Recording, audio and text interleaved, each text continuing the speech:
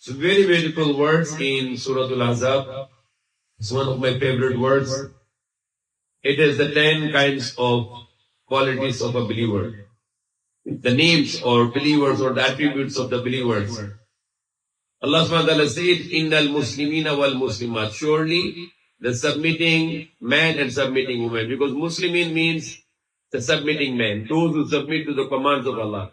And Muslimat is the female version, those women who are submitting to the commands of Allah. Wal mu'minina wal mu'minat, and the believing man and the believing woman. Because the first comes the submission. Allah said that you did not believe, but you are just submitting. Say, you just submitted. So the first thing is the submission. I submit to the command of Allah. Then there will come the belief in your heart. So Allah said, surely the submitting man and the submitting woman, those men who are submitting to the command of Allah, and those women who are submitting to the commands of Allah. Wal mu'minina wal mu'minat. And the submitting surely. The first quality of the believer is innal muslimina wal muslimat. Surely the submitting man and the submitting woman. The first thing you do in your life is to submit to the command of Allah. For example, there is the great scholar Imran Hussain.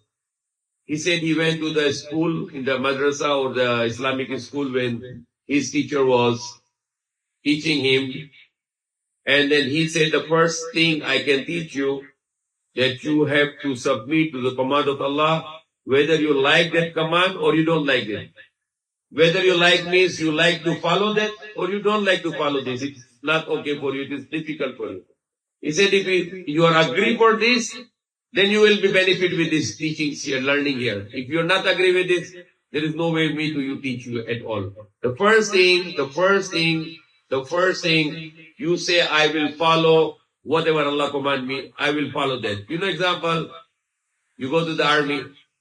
What is the command? What is the first thing they teach you? In army, the first thing they teach you, when your commander command you something, do it right away.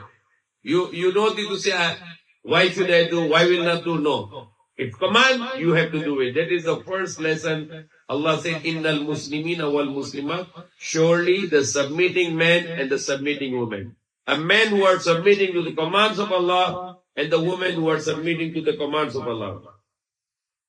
So once you are willing to submit to the command of Allah, then the next thing come to you is the belief in your hearts. The belief will come to you. The iman will come to you. So Allah said, wal mu'minina wal mu'minat, the believing man and the believing woman. When you say, I will follow the commands of Allah, example, Fajr time.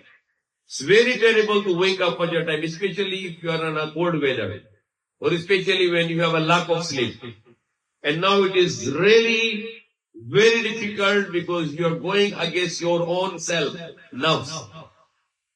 The things you can do it easily is not a problem. Example, we love our children.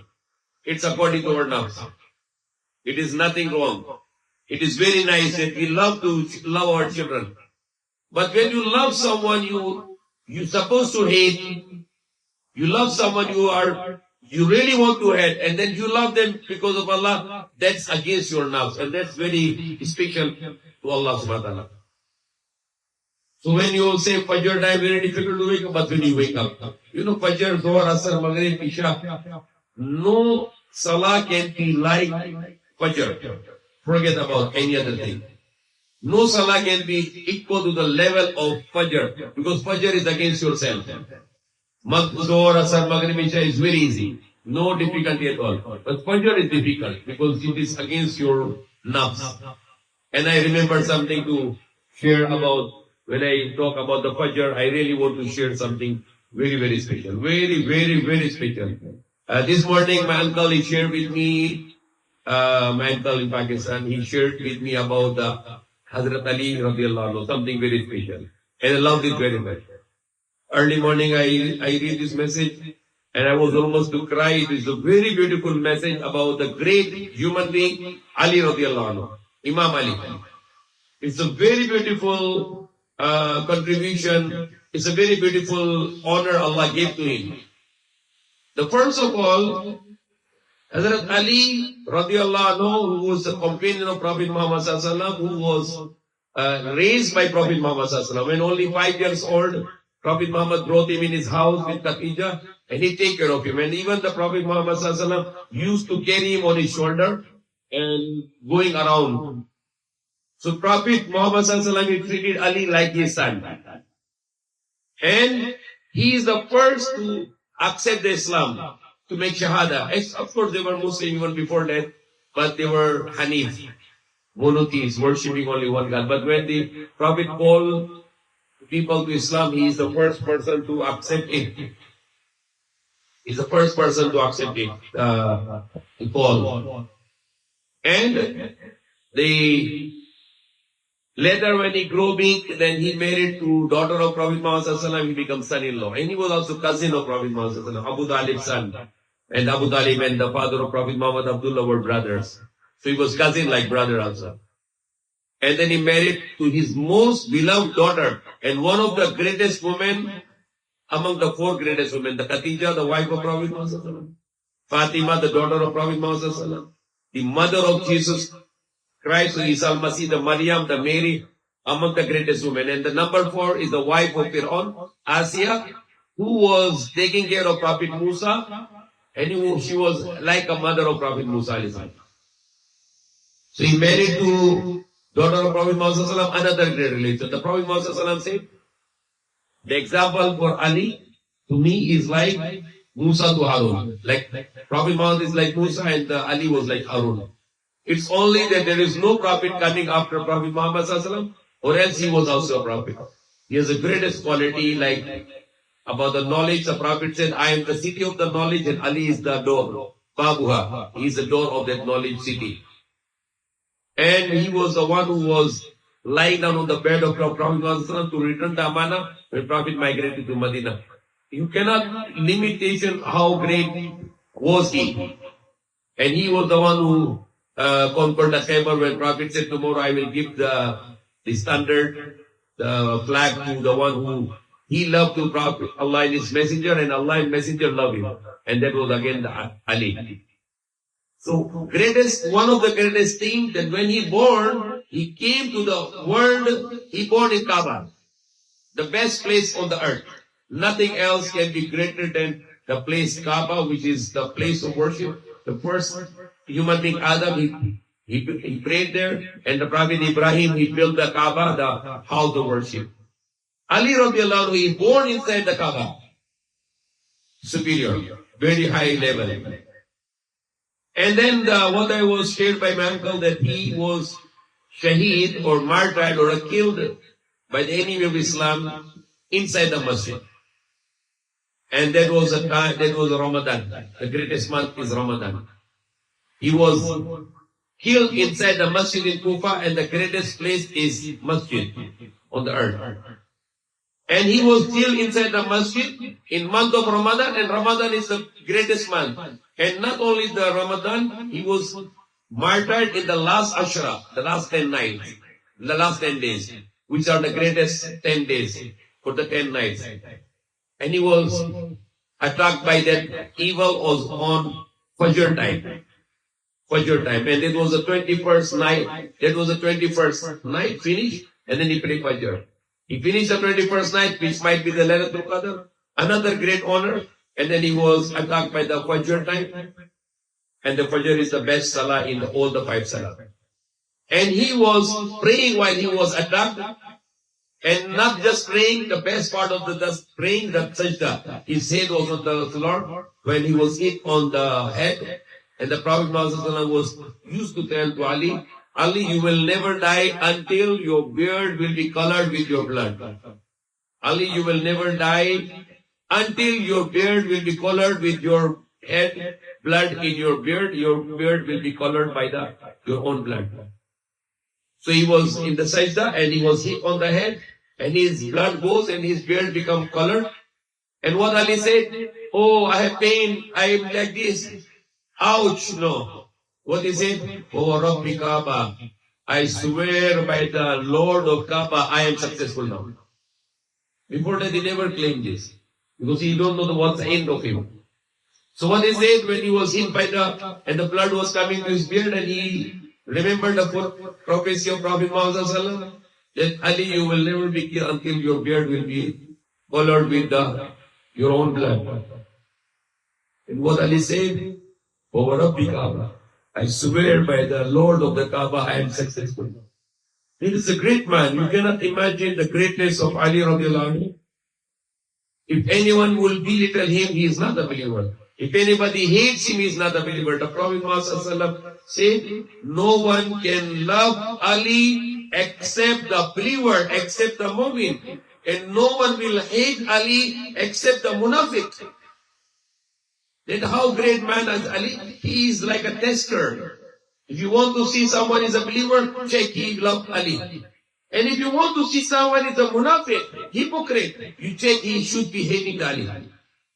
Ali become the criteria to judge between the mu'min and a munafiq. Prophet said this. No one will love Ali except the mu'min, the believer, and no one will hate Ali except the munafiq, the hypocrite.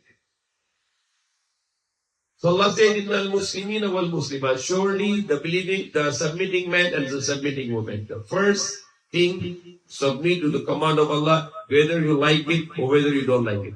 You see Allah command, I'll do it. That is the first lesson in the military. When you go to military, they say, first thing, follow the command. Whatever command to you, do it. So that is the first stage for us. Inna al-Muslimina wal-Muslimat. Surely the believing man and the believing woman. Surely the submitting man and the submitting woman. Those who submit to command of Allah without any question. Wal-mu'minina wal-mu'minat. And the believing man and the believing woman. The next is after submission, you get that belief now in Allah. Your belief will grow up for the man and also for the woman. Wal-khanitina wal-khanitat. The content man and the content woman. What is the content man? Happy with Allah. Allah give me the best of the peace. Allah give me the best of the body. Allah give me the best of the soul. Allah give me the best of the sustenance. Allah give me the best of the houses. Allah give me the best of the life. Be content. No complaints. Allah, I'm very happy. Qina'a, qanitin. Always be happy with Allah. No regrets, no complaint. Always be thankful to Allah. Was-sadiqina was-sadiqat. What is the next quality of the believing man and the believing woman?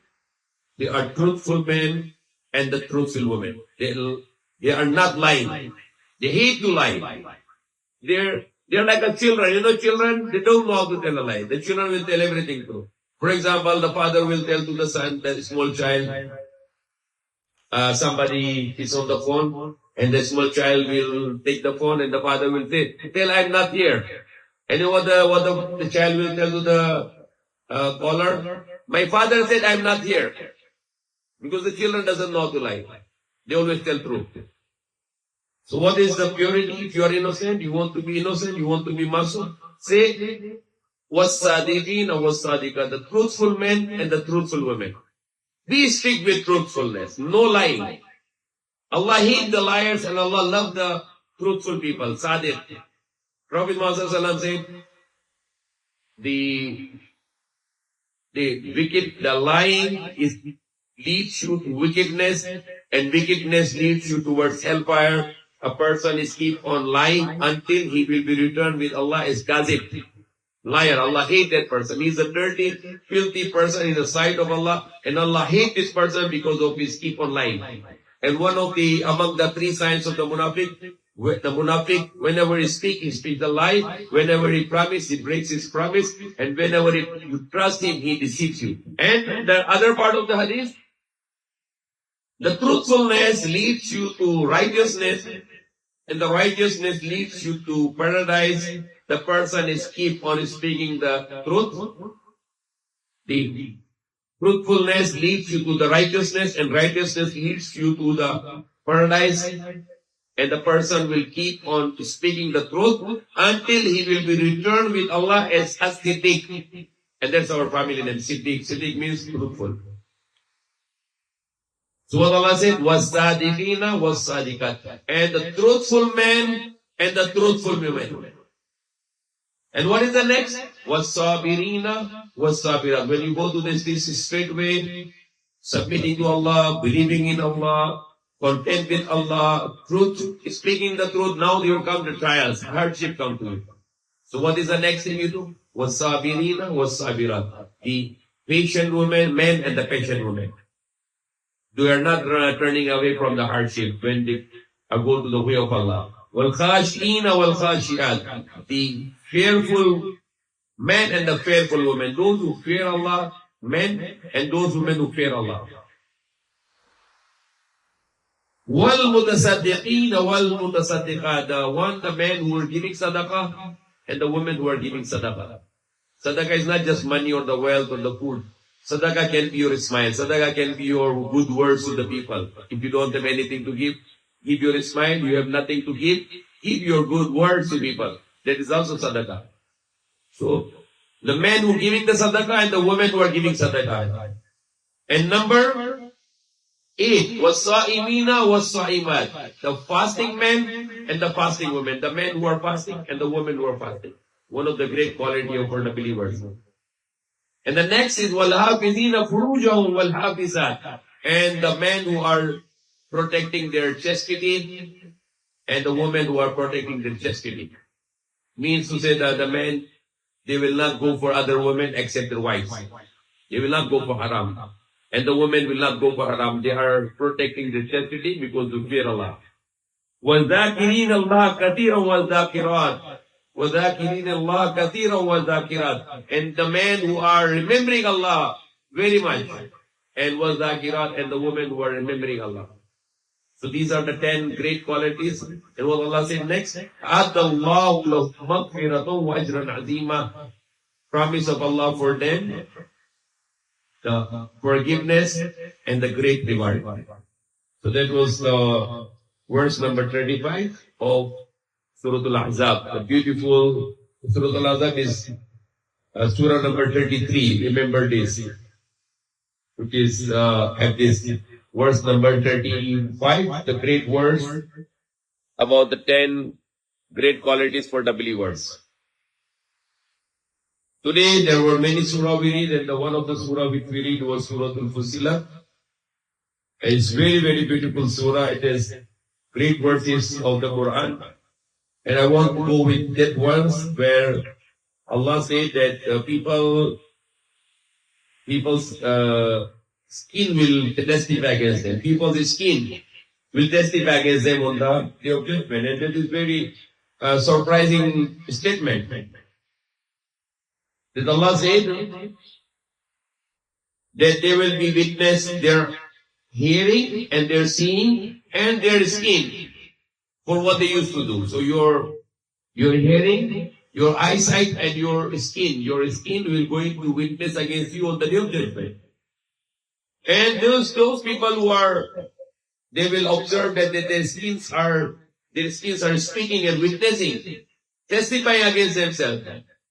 And they will say, وَقَالُوا لِجُلُودِهِمْ. And now they are talking to their own skin. It is on the day of judgment. And Allah said, and Allah speaks truth. وَقَالُوا لِجُلُودِهِمْ لِمَا شَهِدْتُمْ عَلَيْنَا. When they see that their own skin is testifying against them for whatever they haram did, they make zina, they make eating haram, they cheat people, they lie to people, whatever they did in their life. Now their skin is speaking to Allah, testifying against themselves. And they are shocked now. They say to their skin, they will say to their skin, وَقَالُوا لِجُلُودِهِمْ. They will say to their skins, لِمَا شَهِدْتُمْ عَلَيْنَا. Are you going to testify against us? You testify against me, my own skin? What happened to you, my skin? You are my skin, and you testify against me now on the day of judgment. And then what the skin will tell to the person who belongs, that the skin is, قَالُوا أَنْتَقَنَ اللَّهُ الَّذِي أَنْتَقَ عَلَى كُلِّ شَيْءٍ. The skin will say to that person that Allah is giving us the power to speak. He is the one who gives power to speak to everything. And He is the one who created you for first time, and to you, Him to you will be returned. And now they have no anything to deny because their own skin is testifying against them. So they are now guilty. They deserve to go to hellfire now. And now they have nothing to left. What they will say to Allah? O our Lord. وَقَالَ الَّذِينَ كَفَرُوا, those who disbelieve, they will say, our Lord, show us those who misguide us. They are in the hellfire now. They cannot go out. They are disbelievers. So at least now they are asking one request to Allah. وَقَالَ الَّذِينَ كَفَرُوا, and they will say, those who disbelieve, رَبَّنَا عَرِنَا الَّذِينَ أَضَلَّانَا مِنَ الْجِنِّ وَالْإِنسِ. Our Lord, at least show us those who misguided us among the jinn and the men. At least show us where are them now. نَجَعَلْنَا تَحْتَ أَقْدَامِنَا. We can kick our legs on them to put them in the lowest part of the hell. Because no, nothing can do now. They cannot go out of the hellfire. Nothing. Now they want to take revenge from those men and the jinn who misguided them. Those shaitan who are human shaitan and those shaitan who are jinn shaitan, they are requesting Allah to show us where are they. We can just kick them down to the lowest part of the earth, asfalin. So at least they are burning more than us. And then immediately comes the next verse is about the good news. إِنَّ الَّذِينَ قَالُوا رَبُّنَا اللَّهُ ثُمَّ اسْتَقَامُوا تَتَنَزَّلُ عَلَيْهِمُ الْمَلَائِكَةُ أَلَّا تَخَافُوا وَلَا تَحْزَنُوا وَابْشِرُوا بِالْجَنَّةِ الَّتِي كُنتُمْ تُوعَدُونَ. This is also one of my favorite words. Surely those who say, our Lord is Allah, then they stand firm on that belief. The angels will come down upon them. And they will say, don't fear, don't be sad, and take the good news of the paradise, which will be invited, which you are promised to adore, which you are promised. Now, what is the meaning Rabbun Allah? Rabbun Allah means Allah is my Rabb. My business is not my Rabb. My shop is not my Rabb. My office is not my Rabb. My education is not my Rabb. My job is not my Rabb. That is the meaning of Rabbun Allah. He grows me, He feeds me, He gives it. Example, you wake up every day for go to business, but you don't wake up for Fajr. Who is your Rabb now? Your Rabb is your business, not Allah. If your Rabb is Allah, you wake up for Fajr. It's called for Azan. Ya ayyuhalladhina amanu idha nudiya lis-salati min yawmil jum'ati fas'aw ila dhikrillahi wa dharul bay'. Allah said, oh, you believe when the call is upon the call for prayer for Jummah, leave off your business. Fas'aw ila dhikrillahi. Go towards quickly to the remembrance of Allah and leave off your business. But you can see in all around the Muslim world, Fajr Azan, Jummah Azan, nobody closed. Most of the people, they don't close the shop, they don't close the office. They are people working.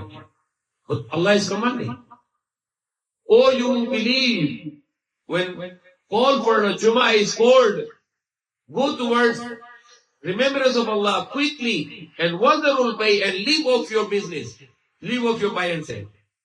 But if you don't leave, it means your Rabb is not Allah, your Rabb is your business. You can trust Allah that He is the one to feed me, He is the one to protect me, He is the one to do everything me. And not to believe any other Rabb beside Allah. Then you have a promise. You stand up on this. Then what is the promise? The angels will come upon you and they will say, don't fear and don't be sad, and you have a good news of Jannah which you were promised. نَحْنُ أَوْلِيَاؤُكُمْ فِي الْحَيَاةِ الدُّنْيَا وَفِي الْآخِرَةِ. We were your ally in the life of this world and in the Akhirah, in the next life. وَلَكُمْ فِيهَا مَا تَشْتَهِي أَنفُسُكُمْ. And for in Jannah, you have everything, whatever your nafs like it.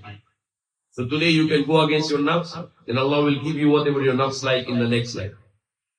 وَلَكُمْ فِيهَا مَا تَدْعُونَ. And they are all therein whatever is promised to them. Though. Every luxury of the life is there. نُزُلًا مِنْ غَفُورٍ رَحِيمٍ. The party from forgiving, merciful.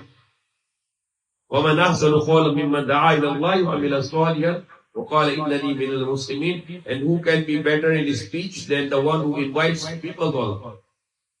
The best person is the one who invites people to Allah. Come to Allah. Da'i ilallah. He's the best. There is no other probation better than this. The prophets were given this probation, but this probation has no salary, no payment. It's Allah is the one who pay you on the day of judgment. The best of the probation is dawi.